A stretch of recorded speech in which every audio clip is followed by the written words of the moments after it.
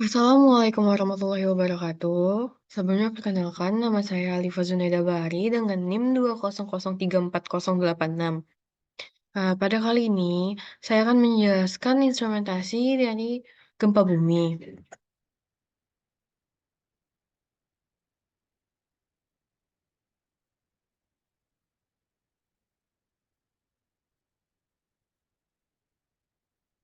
Yang pertama itu ada definisi gempa bumi. Menurut Pujianto, tahun 2007, gempa bumi merupakan salah satu fenomena alam yang dapat disebabkan oleh aktivitas manusia atau antropogenik atau fenomena alam. Akibat dari kedua hal tersebut, tanah bergetar sebagai akibat dari perambatan gelombang energi yang memancar dari pusat gempa atau titik fokus. Energi yang dipancarkan dari titik fokus merupakan hasil dari peristiwa mekanik atau tumbukan gesekan dan gaya gravitasi, atau peristiwa kimia, seperti ledakan akibat peristiwa reaksi kimia. Dan energi yang dihasilkan oleh peristiwa tersebut menyebar ke segala arah di medium tanah dan menyebabkan gempa bumi. Terus yang selanjutnya itu instrumentasi dari gempa bumi tersebut. Instrumentasi yang digunakan dari bencana alam gempa bumi adalah itu yang pertama ada seismometer, akselerometer, eee, dan intensitimeter. Seismometer ini merupakan sensor yang digunakan dalam pengamatan gempa bumi pada pelaksanaannya. Terdapat pula istilah seismograf dan seismogram pada peralatan gempa bumi. Seismograf merupakan alat yang digunakan untuk mencatat gempa bumi yang mana seismometer adalah sensor dari seismograf. Hasil rekaman dari seismograf disebut seismogram yang selanjutnya dianalisis ketika terjadi kejadian gempa bumi.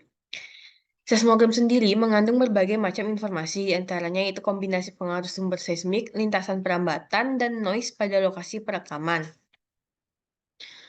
Nah, cara kerja seismometer. Cara kerja dari seismograf yaitu mengukur dan mencatat gempa bumi dengan mengeluarkan gambaran garis naik turun di sebuah gulungan kertas. Hasil gerakan tersebut dikenal dengan nama seismogram. Cara membacanya, garis tersebut dibaca dari barat atau timur, dari arah kiri atau kanan, atau dari utara, selatan, atau dari atas atau bawah. Kemudian, semakin tinggi atau lebar garisnya, maka semakin besar getarannya. Yang selanjutnya ada akselerograf. Akselerograf atau yang juga dikenal dengan strong motion seismograph merupakan peralatan yang digunakan guna merekam guncangan tanah yang sangat kuat, sehingga percepatan permukaan tanah terukur. Peralatan ini diperlukan dalam pengamatan gempa bumi, mengingat seismograf sangat sensitif sehingga suatu kejadian gempa bumi dapat menghasilkan rekaman yang off-scale atau bahkan berhenti ketika terjadi guncangan gempa bumi yang sangat kuat. Pada kondisi tersebutlah diperlukan akselerograf agar kejadian gempa bumi tetap tercatat dengan baik. Nah, gambar dari alatnya bisa kita lihat pada sebelah kiri nih. Selanjutnya, cara kerja dari akselerograf. Akselerograf memiliki cara kerja yaitu getaran seismik yang berupa besaran fisis akan ditangkap oleh sensor yang memiliki fungsi untuk merubah besaran fisis itu menjadi besaran elektrik. Tegangan output dari akselerograf sudah berupa tegangan analog. Ini yang kemudian akan dirubah oleh ADC menjadi count berbentuk digital. Yang tiga itu ada intensitimeter. Nah, intensitimeter ini merupakan peralatan yang digunakan untuk mengetahui intensitas kejadian gempa bumi. Peralatan ini merupakan bagian dari jaringan monitoring gempa bumi kuat BMKG. Jaringan intensitimeter dilengkapi dengan peralatan P-Alert dari Taiwan.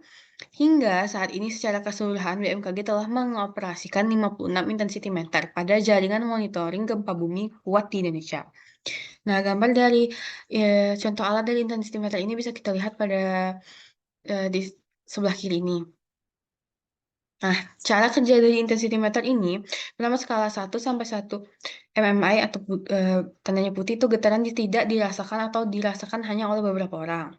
Yang kedua itu skala 3 sampai 5 mmI, getaran gempa dirasakan oleh banyak orang tetapi tidak menimbulkan kerusakan. Dari skala 6 mmI, bagian non-struktur bangunan mengalami kerusakan ringan. Skala 7 sampai 8 mmI, banyak retakan terjadi pada dinding bangunan sederhana. Struktur bangunan mengalami kerusakan ringan sampai sedang.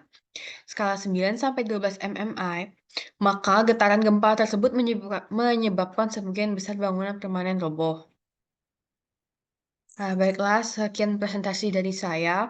Lebih dan kurangnya saya ucapkan terima kasih. Wabillahi taufiq wal hidayah. Wassalamualaikum warahmatullahi wabarakatuh.